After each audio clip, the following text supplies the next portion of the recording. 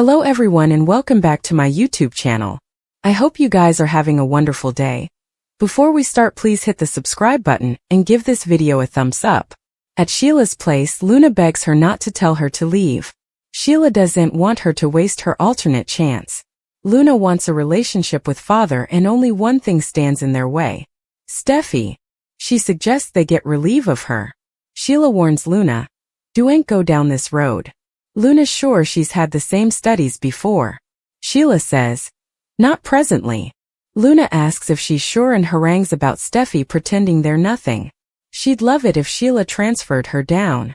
But they could have everything with Steffy gone. She's the only thing standing in their way. At the Precipice house, Liam greets Steffy after getting up from his nap. He thanks her again for letting him stay there. Steffy assures him they all love him, and he'll no way be alone. Liam wants to talk about her for an alternate. How do we take care of Steffy?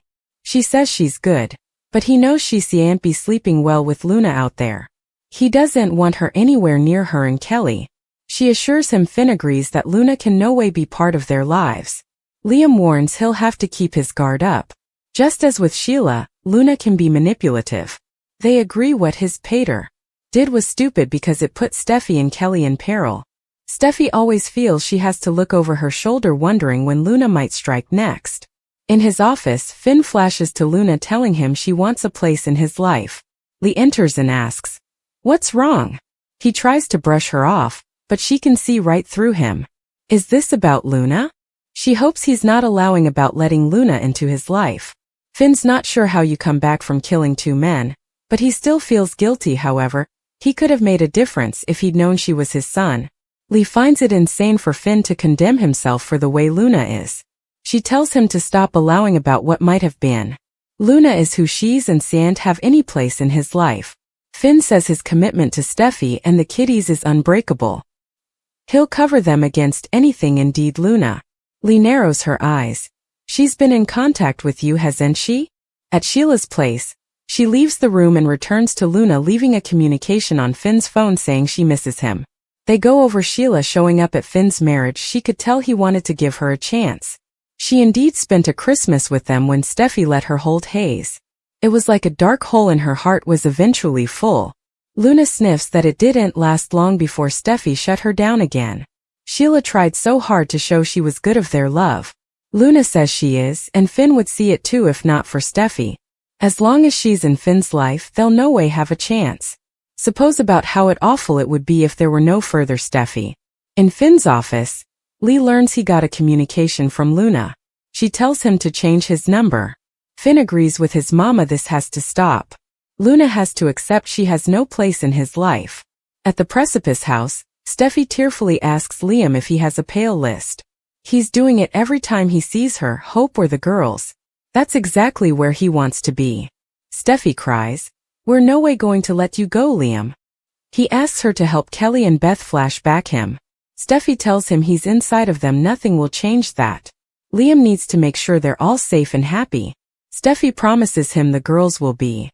Liam says there are monsters in their lives and they do and hide under the bed. Steffy sniffs, "I know. Luna and Sheila." Liam will need Finn and Carter to cover all of his girls when he's gone.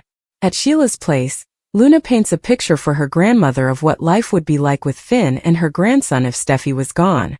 Sheila plans to keep proving herself. Luna reminds her that she saved Kelly's life and she still hates her. Steffy will no way accept either of them. Sheila's sure Finn will see. Luna interrupts that he has no say, so in anything. She gets Sheila to admit she'd do anything to have a relationship with Finn and Hayes.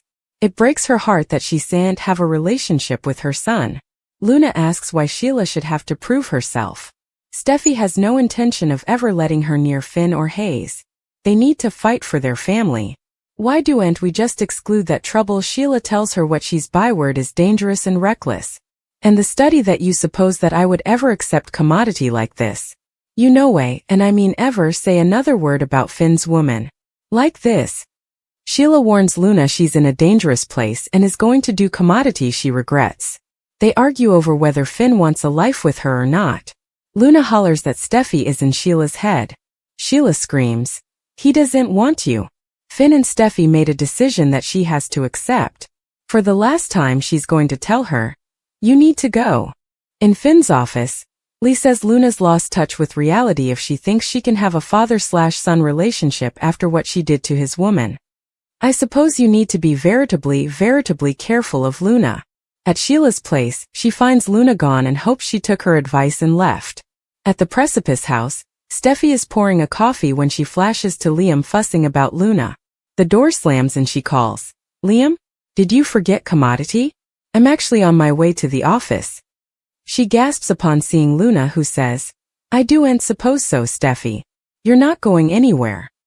At the Precipice house, Steffi is pouring a coffee when she flashes to Liam fussing about Luna. The door slams and she calls, "Liam? Did you forget commodity? I'm actually on my way to the office." She gasps upon seeing Luna, who says, "I do and suppose so, Steffi. You're not going anywhere." At the garret, Carter just pulled out an engagement ring and asked a stupefied Hope to marry him. Hope couldn't give Thomas Forrester the commitment he so desperately wanted, but can she give it to Carter? A lot has changed for Hope in recent occurrences, especially now that she knows Liam Spencer is terminally ill. It's been a big memorial of just how short life can be. So all signs point to Hope saying yes to a Carter engagement.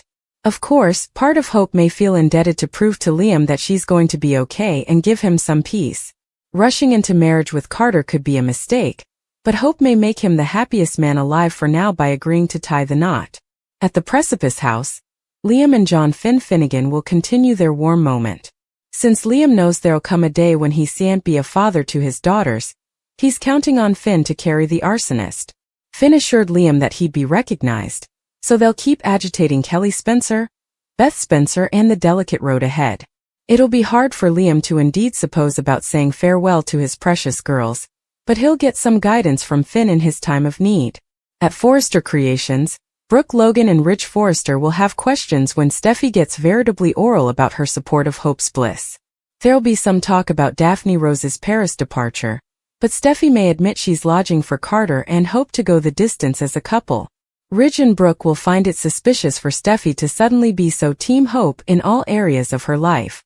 Steffi brought Hope back to the company and will start cheering for her romantic happiness, so Brooke and Ridge will keep feeling like they're missing pivotal information. Ridge and Brooke are indeed missing a critical piece of the mystification since they aren't in the circle on Liam's inoperable brain excrescence yet. Brooke and Ridge will get updates on that horrible news sooner or laterly. Daphne Rose left for Paris while Hope Logan reeled over Carter Walton's engagement ring.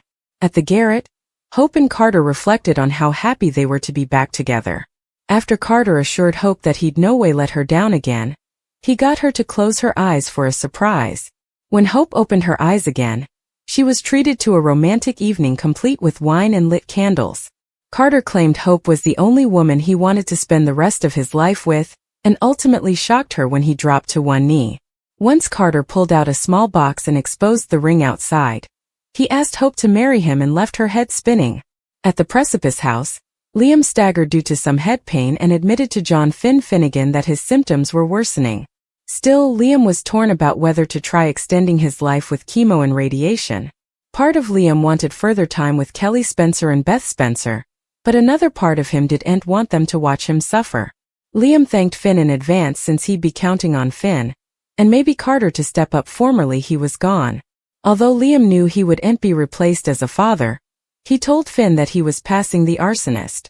Finn claimed he'd be recognized and embraced Liam in a sincere scene.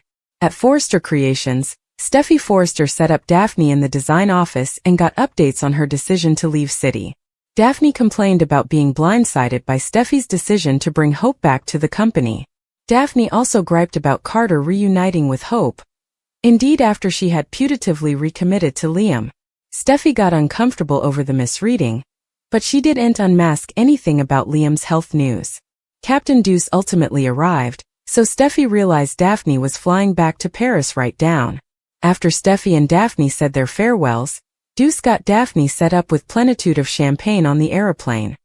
After Daphne flashed back to colorful moments with Carter, she sat there in despair as the spurt prepared for takeoff.